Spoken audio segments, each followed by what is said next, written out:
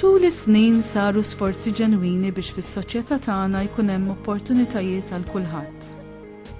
Imma sfortunatament, minn riċerka li saret dan l-aħħar, fosthom mill-Caritas, mill-Ċentru Fidi u Ġustizzja tal-Ġiżwiti, mill-Università u saħansitra mill-Uffiċċju Nazzjonali tal-Istatistika, qed nintebħu li qed infallu.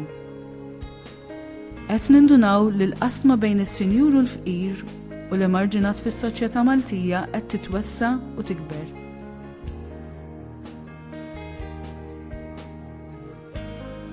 Dan ir-rapport qed juri li n-numru ta' nies li qed jgħixu fil-faqar jew nuqqas, kif ukoll in-numru ta' dawk li qed jgħixu fix-xifer li jwassal għal faqar qed jiżdiedu. Skont l-aħħar statistika, kważi aktar minn 15% tas-soċjetà Maltija qiegħda f'riskju ta' faqar. F'numri, dawn ifissru 64,000 mill-popolazzjoni li kwart minnhom, jiġifieri 17,000, huma tfal. Ma dawn tajjeb ngħidu 22% mill-anzjani li qabżu l-65 sena qed jgħixu wkoll f'riskju ta' faqar. F'dawn is-saffi jew gruppi għandna nies li huma aktar vulnerabbli u dgħajfa minn ħaddieħor. Imma min huma verament dawn il-gruppi li huma jew fqar jew f'riskju serju li jinqabdu fix-xibka tal-faqar?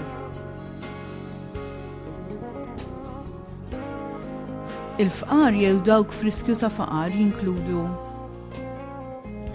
dawk li huma qiegħda, bla xogħol u jistrieħu biss fuq is-servizzi soċjali, dawk li m'għandhomx xogħol regolari u għalhekk huma f'riskju ta' faqar akbar minn dawk li huma impjegati f'xogħol fiss. Dan xorta ma jfissirx li min għandu xogħol fiss għandu xi garanzija li jaħrab mill-faqar. Familji li jgħixu fuq il-paga minima u jitħabtu biex laħqu mal-ħajja.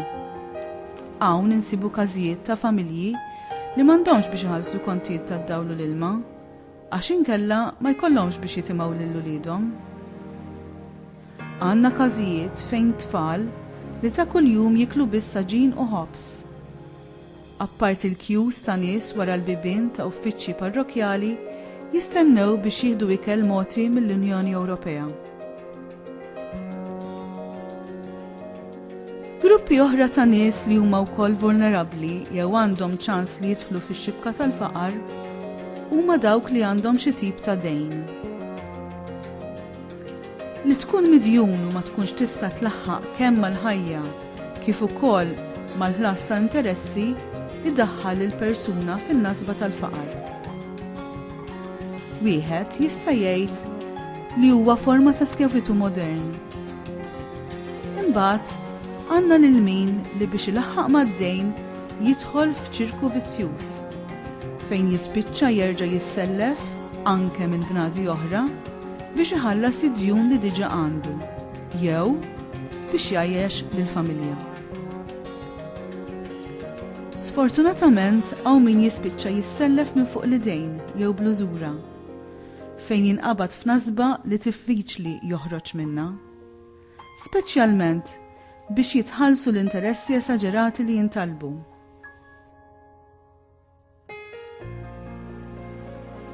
Meta nitkellmu fuq faqar ma jfissirx biss nuqqas ta' flus. Kategoriji jew gruppi oħra ta' nies dgħajfa fis-soċjetà tagħna li qed iħossu l-faqar huma il-vittmi ta' abbuż kemm fiżiku, mentali u anke sesswali, nisa msawta, nies li ibatu minn mart mentali speċjalment kroniku, l-immigranti irregolari. Ħafna minn dawn l-immigranti irregolari jiġu sfruttati u abbużati fuq il-post tax-xogħol. Ix-xjuħ waħedhom fid-djar tagħhom, nies b'diżabilità,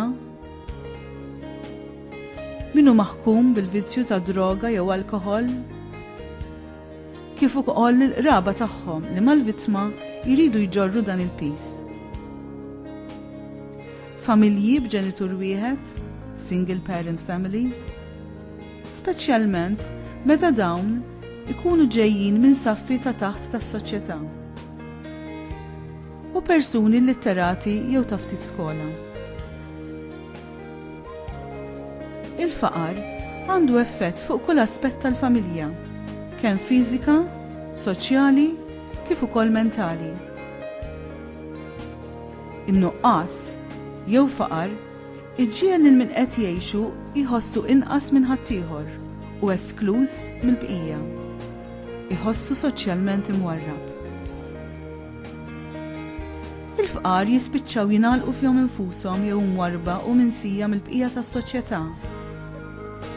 Dan għax ma jistgħux jagħmlu mod ieħor, jew għax ma jistgħux ilaħqu mal-ħajja, jew inkella minħabba l-mistħija tan-nuqqas jew faqar. Li jkunu esklużi u mwarba tneżżaħħom mid-dinjità u twassalhom f'disprament. Qegħdin ngħixu f'soċjetà li wisq aljenati u medijin bina nfusna. Spiss nippreferu nibqgħu għomja għall-fqar u l-faqar ta' madwarna. Faqar li qed jaħkem u jakkes u jneżża minn kull dinjità lil dawk l-aktar dgħajfa u mwarba u mafġa fis-saf ta' taħt tas-soċjetà. Ħafna drabi nażlu li għajnejna jibqgħu għomja.